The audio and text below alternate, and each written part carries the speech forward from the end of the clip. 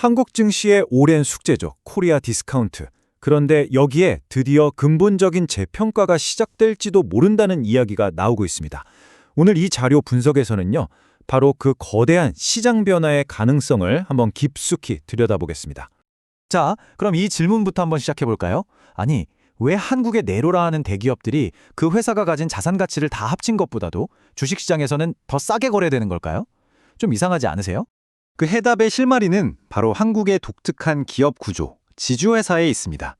수많은 자회사들을 밑에 두고 그룹 전체를 지배하는 그룹의 컨트롤 타워 같은 회사죠. 바로 이 구조가 코리아 디스카운트의 핵심 원인 중 하나로 계속 지목되어 왔습니다.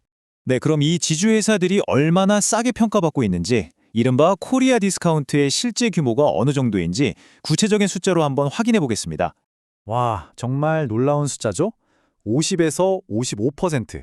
이게 바로 우리나라 지주회사들이 평균적으로 받고 있는 할인율이라고 합니다.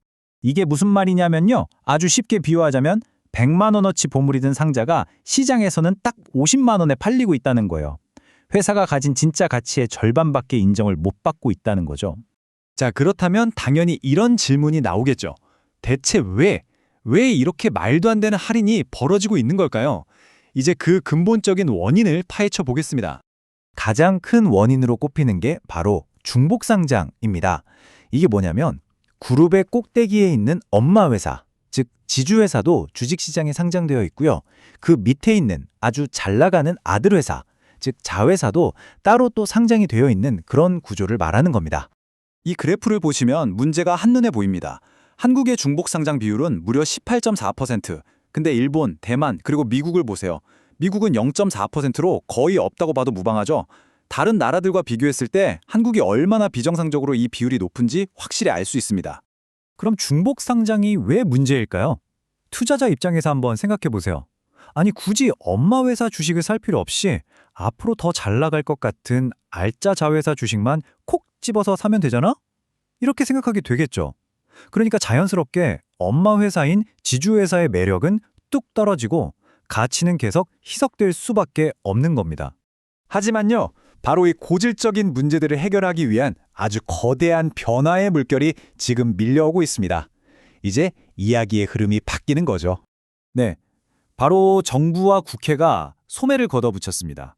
기업 지배구조를 뜯어고치기 위한 구체적인 로드맵을 내놓고 있는데요. 앞으로 이 새로운 법과 정책들이 한국 자본시장의 판을 완전히 새로 짤 것으로 보입니다. 좋습니다.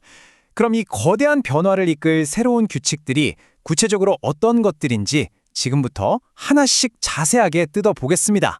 가장 먼저 가장 핵심 문제였던 중복 상장의 칼을 빼들었습니다. 앞으로는 회사를 쪼갠 다음에 그 알짜 자회사를 쉽게 상장시키는 게 사실상 불가능해집니다. 원칙적으로는 금지하고 아주 예외적인 상황에서만 허용하겠다는 거죠. 두 번째는 바로 일반 주주들, 그러니까 소액 주주들의 힘을 키워주는 겁니다. 앞으로는 회사의 이사들이 단순히 회사를 위해서가 아니라 모든 주주의 이익을 위해서 일해야 한다는 의무가 생기고요. 또 소액 주주들이 원하는 사람을 이사로 뽑기 쉽게 만드는 집중투표제 같은 제도도 의무화됩니다. 주주들의 목소리가 훨씬 커지는 거죠. 세 번째는 기업들이 스스로 주가를 올리도록 압박하는 겁니다. 회사가 가진 자산에 비해서 주가가 너무 싼 기업들, 우리가 저 PBR주라고 부르죠. 이런 기업들한테 왜 당신네 회사 주가는 이 모양입니까? 앞으로 주가를 어떻게 올릴 건지 밸류업 계획을 내놓으세요. 라고 의무적으로 요구하게 되는 겁니다. 그리고 이게 그냥 말로만 끝나는 게 아닙니다. 이 타임라인을 보시면요. 당장 내년 7월부터 이사의 주주 충실 의무가 시행되고 2026년에는 집중투표제가 의무화되는 등 핵심적인 변화들이 정말 코앞으로 다가왔습니다.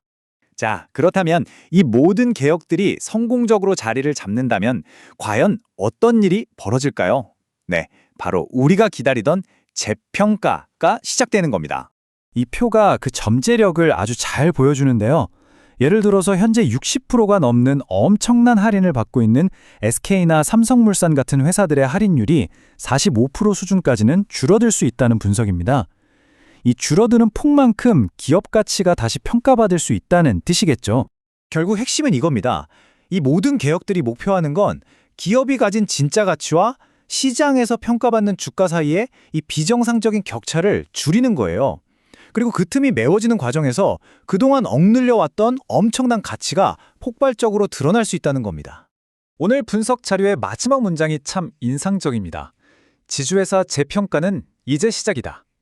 과연 수십 년 동안 한국 증시를 짓눌러왔던 코리아 디스카운트라는 족쇄가 드디어 풀리는 역사적인 순간을 우리가 목격하게 될까요? 그 결과가 정말 궁금해집니다.